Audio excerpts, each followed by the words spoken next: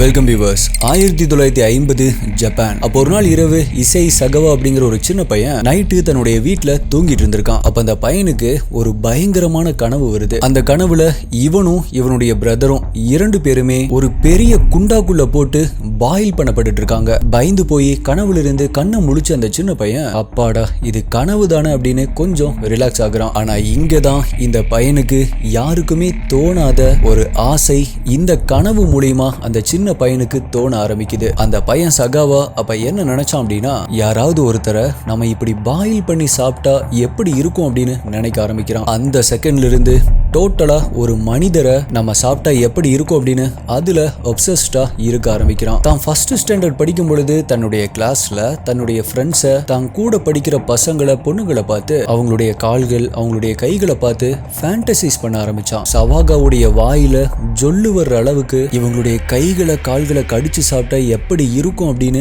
நினைக்க ஆரம்பிச்சான். ஆனா எப்படியோ அடுத்த ஒரு 30 வருடங்களுக்கு தனக்குள்ள இருந்த இந்த ஆசையை யாருக்கிட்டையுமே சொல்லாம அதை கட்டுப்படுத்தி வச்சிருந்தான். ஆனா இது எல்லாமே 1981 வரைக்கும் தான். சவாகாவுடைய கேனிபலிஸ்டிக் அர்ஜ் அவனை ஓவர்டேக் பண்ணுது. ஸோ இதுக்கப்புறமா அவன் என்ன பண்ணான் அப்படிங்கிறத பற்றி தான் இன்னைக்கு வீடியோவில் நம்ம டீகோட் பண்ண போகிறோம். நீங்கள் பார்த்துட்டு இருக்கிறது சரவணன் டீகோட்ஸ்.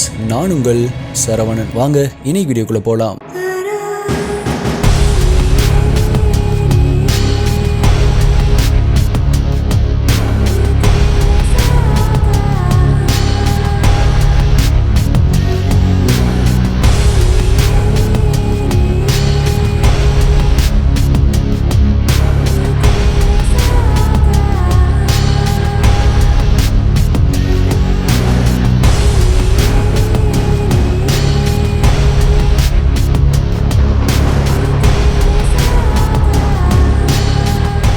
பணக்கார ஆகணும் அப்படின்னா பணக்கார மாதிரி யோசிக்கணும். அப்ப பணக்காரங்க எப்படி யோசிப்பாங்க? அவங்களுடைய சிந்தனை எப்படி இருக்கும்? உங்களுடைய சிந்தனையை நீங்க எப்படி மாத்தினா நிறைய பணத்தை சம்பாதிக்க முடியும் அப்படிங்கிற பணக்காரர்களின் ரகசியத்தை தெரிஞ்சுக்க சீக்ரெட்ஸ் ஆஃப் மில்லியனர்ஸ் மைண்ட் அப்படிங்கிற இந்த புக்கை கேளுங்க. இந்த புக் சம்மரியை நான் குக்கு எஃப்எம்ல ஆடியோ ஃபார்மேட்ல அதுவும் தமிழ்ல தான் கேட்டேன். குக்கு எஃப்எம் இந்த மாதிரியான எக்கச்சக்கமான புக்ஸை ஆட் பண்ணிட்டே வருவாங்க. ஒரு வருஷம் ஃபுல்லா இந்த மாதிரியான புக்ஸை கேட்க வெறும் 399 ரூபாய் மட்டும்தான். ஆனா இதுல நம்ம சேனல் சப்ஸ்கிரைபர்ஸ் T5 T50 இந்த ஆஃபர் கோட் யூஸ் பண்ணா 399 இருந்து 200 ரூபாய் டிஸ்கவுண்ட் ஆகி வெறும் 199 ரூபாய்க்கு உங்களுக்கு கிடைக்கும். ஆஃபர் கோட் மற்றும் ஆப் உடைய லிங்க் டிஸ்கிரிப்ஷன் பின்னாடி கமெண்ட்ல கொடுத்திருக்கேன், யூஸ் பண்ணிக்கோங்க. ஆல்சோ இந்த மாதிரி வேற ஏதாவது ஒரு புக் தமிழ்ல ஆடியோ ஃபார்மேட்ல உங்களுக்கு வேணும் அப்படின்னா ரிக்வெஸ்ட் ஃபார்மும் கீழே கொடுத்திருக்காங்க, நீங்க அதுல ரிக்வெஸ்ட் பண்ணலாம். குக்கு எஃப்எம் கேளுங்க மனதிற்கு பிடித்ததை. இந்த வீடியோல நான் சொல்றேன் யூடியூப்ல காமிக்க முடியாத இமேஜஸ் மற்றும் வீடியோஸ் எல்லாமே நம்மளுடைய டெலிகிராம் குரூப்ல தான் அப்டேட் பண்ணுவேன். யூடியூப்ல கரெக்டா நோட்டிபிகேஷன் வராதவங்களுக்குமே அங்க இன்ஸ்டன்டா அப்டேட் வந்துடும்.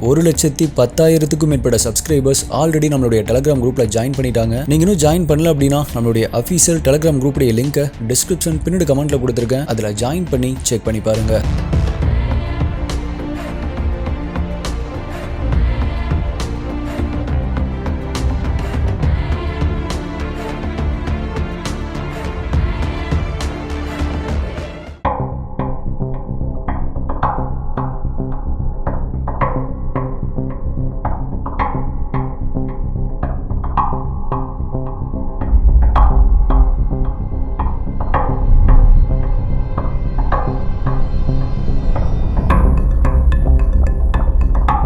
ஆயிரத்தி 1981 ஜப்பான் டோக்கியோ. ஒரு நாள் சகாவா அழகான ஒரு பொண்ணை பார்க்குறான். தான் இது நாள் வரைக்கும் எந்த மாதிரியான ஒரு பொண்ணை சாப்பிடணும் அப்படின்னு சொல்லி ஃபேண்டசைஸ் பண்ணி வச்சிருந்தானோ அதே மாதிரியான ஒரு பொண்ணை பார்த்த உடனே அவனுக்குள்ள இருந்த அந்த ஆசை தூண்டப்படுது. ஸோ தொடர்ந்து அந்த பொண்ணை ஃபாலோ பண்ண ஆரம்பிக்கிறான். அந்த பொண்ணு சில வீதிகள் வழியா நடந்து போகுது, இவனும் பின்னாடியே ஃபாலோ பண்றான். ஃபைனலா அந்த பொண்ணுடைய அபார்ட்மெண்ட்டுக்குள்ள போறத பார்க்கறான். அதுக்கு பிறகு கொஞ்ச நேரம் அங்கேயே வெயிட் பண்ணாவ அந்த அபார்ட்மெண்ட்டுடைய ஜன்னல் வழியா உள்ள என்ட்ராகிறான். அப்படி உள்ள போய் பார்க்கும் பொழுது அந்த பொண்ணு நல்லா தூங்கிட்டு இருந்திருக்கு.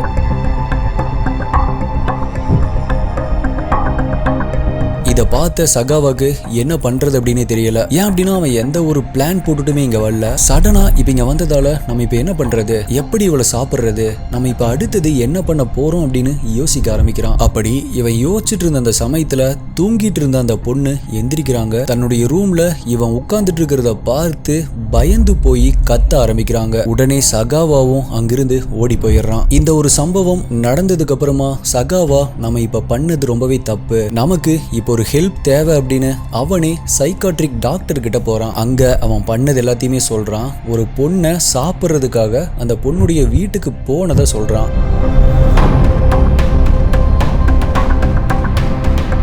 இதை கேட்ட அந்த டாக்டர் உடனே என்ன பண்றாரு அப்படின்னா சகாவாவுடைய ஃபேமிலியை கான்டாக்ட் பண்றாரு. அது மட்டும் இல்ல, இப்பவே சகாவா சமூகத்திற்கு ரொம்பவே ஆபத்தானவன் அப்படின்னு அவனை புடிச்சு வைக்கணும்னு சொல்றாரு. பிகாஸ் அவன் ஜஸ்ட் இதை இமேஜின் பண்ணிட்டு இருந்தா கூட பரவாயில்ல, இப்ப அவன் அதுக்காக செயல்பட ஆரம்பிச்சுட்டான். இது ரொம்பவே டேஞ்சரஸ் அப்படின்னு சொல்றாரு. ஆனா சகாவாவுடைய அப்பா ஒரு மிகப்பெரிய பணக்காரர், அது மட்டும் இல்ல அதிகார பலமும் உள்ளவர். சோ அவரு இந்த டாக்டர் சொன்னதை கேட்டுட்டு இல்ல நான் அப்படிலாம் பண்ண போறது இல்லை அப்படின்னு அவருடைய இன்ஃப்ளூயன்ஸை பயன்படுத்தி அந்த டாக்டர் சொன்னதை கவர் அப் பண்ணிட்டு அவருடைய மகனை சகாவாவை பாரிஸ்க்கு அனுப்பிடுறாரு.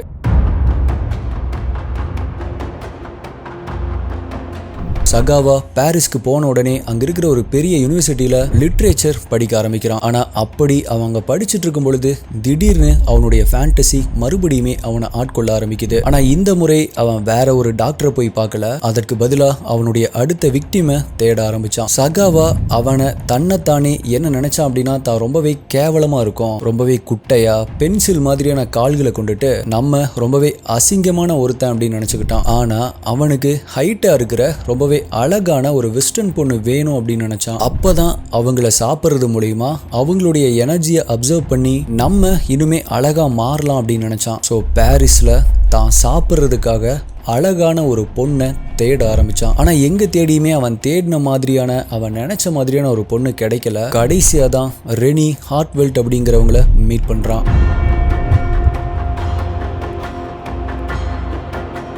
ரெனி 25 வயதான ரொம்பவே அழகான ஒரு டச் ஸ்டூடெண்ட். சகாவா படிச்சுட்டு இருந்த அதே யூனிவர்சிட்டியில தான் இவங்களும் படிச்சுட்டு இருந்தாங்க. ஸோ இப்போ அந்த ரெனி கிட்ட எப்படி க்ளோஸ் ஆகுறது அப்படின்னு யோசிச்ச சகாவா தன்னுடைய அப்பா கிட்ட தான் பர்சனல் டியூட்டரா ரெனியை அப்பாயின்மெண்ட் பண்ணணும், ஸோ அதுக்காக பணம் கொடுங்க அப்படின்னு கேட்குறான். அவனுடைய அப்பாவும் பணத்தை அனுப்புறாரு. ஸோ சகாவா ரெனியை பர்சனல் டியூட்டரா அப்பாயின்மெண்ட் பண்றான். அடுத்த சில காலங்களுக்கு ரெனி கிட்ட அவங்களுடைய நம்பிக்கைக்கு உரியவனா நடந்துக்க ஆரம்பிக்கிறான். ஸோ ரெண்டு பேருமே எவென்ச்சுவலி ஃப்ரெண்ட்ஸ் ஆக ஆரம்பிக்கிறாங்க.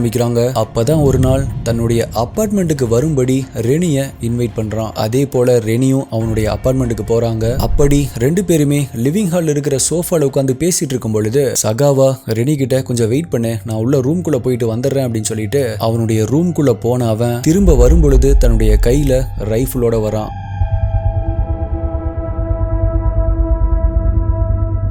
ஆக்சுவலா இப்ப ரெனி அந்த பக்கம் பார்த்து உட்கார்ந்துருக்காங்க.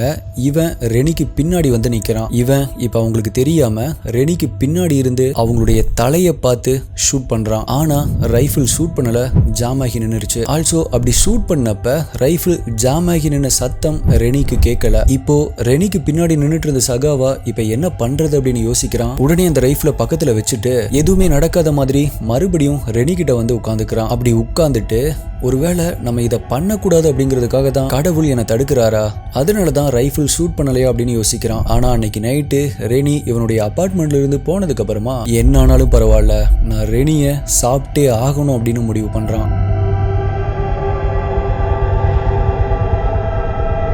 இப்போ அடுத்த நாளுமே அதே மாதிரி ரெனியை தன்னுடைய அபார்ட்மெண்ட்டுக்கு கூப்பிடுறான். ரெனியும் வராங்க, சோஃபால உட்காந்துருக்காங்க.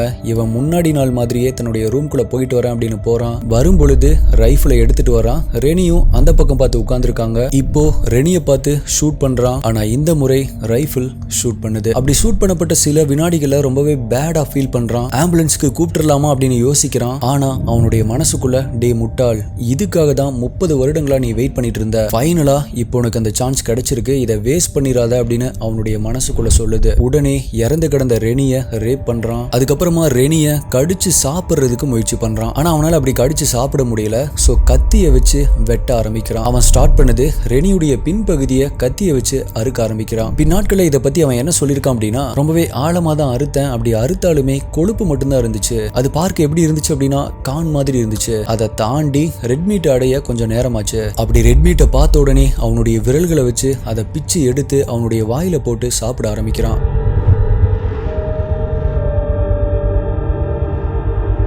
அதுதான் தன்னுடைய வாழ்க்கையிலேயே ரொம்பவே முக்கியமான தருணம் அப்படின்னு சொல்லியிருக்கான். அப்போ அவனுக்கு ஒரே ஒரு வருத்தம் தான், ரெனி உயிரோட இருக்கும் பொழுது இந்த மீட்டை சாப்பிட்டுருக்கணும் அப்படின்னு ஃபீல் பண்ண ஆரம்பிச்சான். பின்னாட்கள் அவன் என்ன சொல்லியிருக்கான் அப்படின்னா, யாருமே என்ன நம்ப மாட்டேங்கிறாங்க, ரெனியை நான் சாப்பிடணும் அப்படின்னு தான் நினைச்சேன், ரெனியை கொலை பண்ணணும் அப்படிங்கிறது என்னுடைய நோக்கம் இல்லை அப்படின்னு சொல்லியிருக்கான். 2 நாட்கள் வச்சு ரெனியுடைய உடம்பை பார்ட்டா கட் பண்ணி சாப்பிட்டு இருந்திருக்கான். அதற்கு பிறகு ரெனியுடைய கால்கள், டோர்சோ மற்றும் தலைப்பகுதியை ஒரு சூட்கேஸ்ல போட்டு ஒரு டாக்ஸியை பிடிச்சு போக ஆரம்பிக்கிறான். அந்த டாக்ஸி ஒரு பார்க் கிட்ட போய் நிக்குது. அந்த பார்க்ல தான் ஒரு அடர்ந்த காடும் இருக்கு. சோ அந்த காட்டுக்குள்ள போய் இதை டிஸ்போஸ் பண்ணிடலாம் அப்படின்னு நினைச்சிருந்திருக்கான். அப்படி அந்த சூட்கேஸை தூக்கிட்டு போகும் பொழுது அந்த சூட்கேஸ்ல இருந்து ரத்தம் வழியிறத பார்த்த மக்கள் உடனடியா அதை போலீஸ்க்கு இன்ஃபார்ம் பண்றாங்க. போலீஸும் கொஞ்ச நேரத்திலேயே ஸ்பாட்டுக்கு வந்துடுறாங்க. அப்படி வந்து சகாவாவை விசாரிக்கும் பொழுது ரொம்பவே சிம்பிளா ஒரு பதில் சொல்லியிருக்கான். எஸ், நான் சாப்பிட்றதுக்காக அவளை கொன்னுட்டேன் அப்படின்னு சொல்லியிருக்கான்.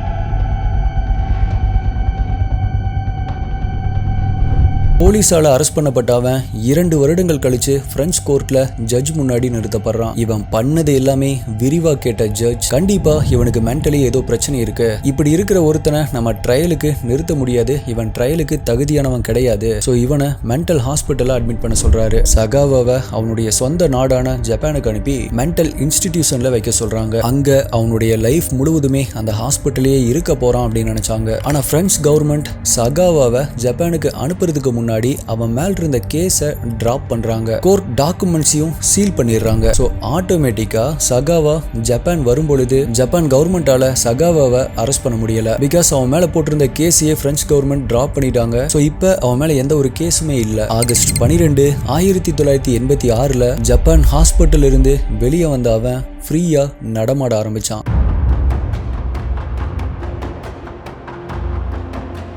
அதற்கு பிறகு ஜப்பான்ல ரொம்பவே ஃப்ரீயா வெளியே சுத்தினவன் பல டிவி நிகழ்ச்சிகளுக்கு அழைக்கப்பட்டிருக்கான். சொன்னா நம்ப மாட்டீங்க, பல ரெஸ்டாரண்ட்ஸ் உடைய ஓப்பனிங்க்கு ஸ்பெஷல் கெஸ்டா அழைக்கப்பட்டிருக்கான். நினைச்சு பாருங்க, ஒரு பொண்ணை கொலை பண்ணி சாப்பிட்ட இவன் ரெஸ்டாரண்ட் உடைய ஓப்பனிங்க்கு ஸ்பெஷல் கெஸ்டா அழைக்கப்பட்டிருக்கான். இதுல இன்னுமே பயங்கரமான விஷயம் என்ன அப்படின்னா, அதற்கு பிறகு எடுக்கப்பட்ட ஒரு இன்டர்வியூல, இப்பவுமே எனக்கு அழகான பொண்ணுகளை பார்த்தா சாப்பிடணும் அப்படின்னு தோணுது, கண்டிப்பா நான் சாகுறதுக்குள்ள ஒருத்தரையாவது சாப்பிட்டுருவேன் அப்படின்னு ஓப்பனா சொல்லியிருக்கான். இப்ப வரைக்குமே 20க்கும் மேற்பட்ட புக்ஸ் எழுதி வெளியே விட்டுருக்கான். எல்லாமே வேற லெவல் ஹிட். இப்ப டோக்கியோல தான் ஃப்ரீயா சுத்திட்டு இருக்கான். இவன் பாரிஸ்ல சமைச்சு சாப்பிட்ட அந்த கிரைம் சீன் போட்டோஸ், மத்த யூடியூப்ல காமிக்க முடியாத போட்டோஸ் எல்லாமே டெலிகிராம்ல அப்டேட் பண்ணிருக்கேன், கண்டிப்பா பாருங்க. சோ எஸ்டி இன்வெஸ்டிகேட்டர்ஸ், நீங்க இதை பத்தி என்ன நினைக்கிறீங்க? இப்படியும் உலகத்துல நடக்குது பாருங்க. ஒரு பொண்ணை கொலை பண்ணி சாப்பிட்டவனை ரெஸ்டாரண்ட் ஓபன் பண்ண கூப்பிட்டுருக்காங்க. ஒருத்தர் எப்படி ஃபேமஸா இருந்தாலும் சரி, அதை வச்சு இன்ஃப்ளூயன்ஸ் பண்ண ட்ரை பண்றாங்க. சோ உங்களுடைய கருத்தை மறக்காம கீழே கமெண்ட் பண்ணுங்க. உங்களுடைய பெஸ்டான கமெண்ட் அடுத்த வீடியோல வரும். வேற ஒரு வீடியோல மீட் பண்றேன். நன்றி, பாய்.